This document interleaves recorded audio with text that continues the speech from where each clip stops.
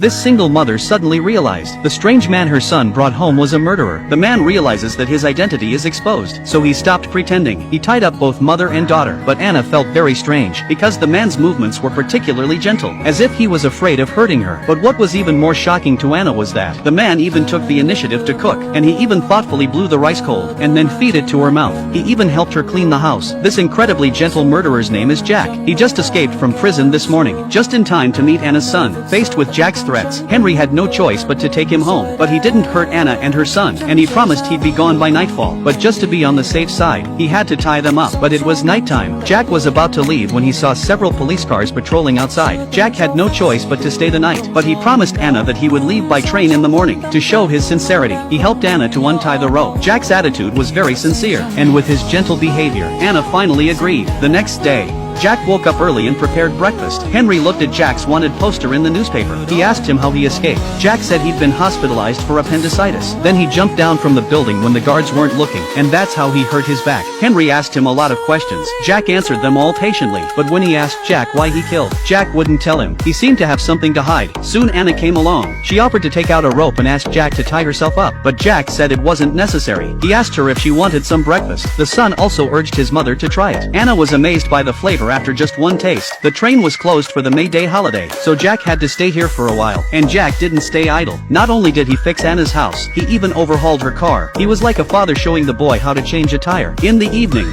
Jack taught Henry how to play baseball. This heartwarming scene caused ripples in Anna's heart. Jack's presence seemed to fill the fatherly love her son had been missing. After years of divorce, she felt the feeling of being taken care of again. As the three of them got along better and better, Anna would also help Jack mend his broken pants. Jack noticed a long scar on Kate's knee. He gently asked Anna how she got it. Anna explained that she'd fallen on it during a dance rehearsal when she was a child. Although Kate said she didn't care, Jack felt a great deal of pain. But then there was a knock at the door. Jack grabbed Anna behind the door and sent Henry to answer the door. The person who knocked on the door was just the next door neighbor. He's here to deliver peaches to Kate. The neighbor kindly warned Henry that a murderer had just escaped from prison. He told him never to open the door to strangers. Henry remained calm and unruffled. The neighbor left without noticing anything unusual. Jack praised him for what he had done. Henry didn't know why. Because of Jack's praise, he felt an inexplicable surge of happiness and pride. Jack took a bite of the peach, found the peaches to be sweet but a bit ripe. If you don't eat them all, they will soon rot. So Jack had an idea to make a peach pie out of them. Jack peeled the peaches and cut them into chunks, and poured sugar into Henry's and Anna's hands. Under his direction, the three of them began to stir together. The harmony of the scene was like that of a family of three. Even the air smells of happiness. Next comes the all-important crust part. In order to get that crispy texture, you have to make sure that the crust is always ready to be crumbled. Jack himself taught her. It makes Anna's heart beat faster. Even her hands were shaking uncontrollably. Until the moment the pie crust is covered, Anna breathed a sigh of relief. But when her eyes and Jack's met unintentionally, it was as if they could see the love in each other's eyes. Until the moment the peach pie came out of the oven, their love for each other could no longer be contained. Jack held Anna tenderly in his arms, and Anna drew closer to him. But Jack knew that he was a special person. He shouldn't have feelings for Anna, so Jack was ready to leave. But Hunter couldn't let him go. She wanted him to get better before he left. Jack finally listened to Anna's mother and son. He chose to stay for the rest of his vacation, and Jack finally confessed his past to Anna. He once had a happy family. He loved his wife and children, but he accidentally found out that his wife had betrayed him. Jack angrily questioned his wife. He didn't realize that she didn't feel guilty. She mocked him for being so stupid, because even his children weren't his. Jack was overcome with anger. He pushed his wife, but he didn't realize that it would kill her. What he couldn't accept was, the baby died in the bathtub because of his wife's negligence. Jack was sentenced to 18 years in prison for manslaughter. Because of his guilt, Jack never defended himself.